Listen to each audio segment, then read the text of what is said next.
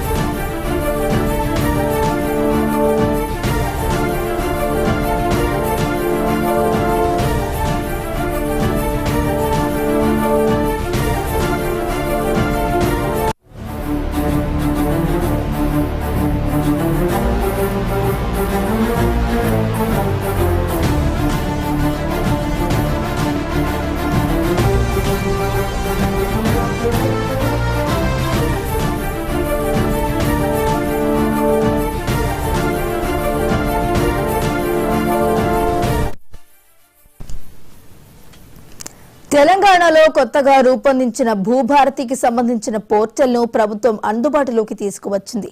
దీన్ని శిల్పకళా వేదికలో ముఖ్యమంత్రి రేవంత్ రెడ్డి ప్రారంభించనున్నారు.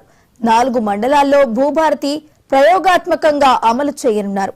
మద్దూరు, నేలకొండపల్లి, వెంకటాపూర్, లింగంపేటలో అమలు చేయనున్నారు. ఈ నెల 17 నుంచి 4 మండలాల్లో రెవెన్యూ సదస్సులు నిర్వహించనున్నారు.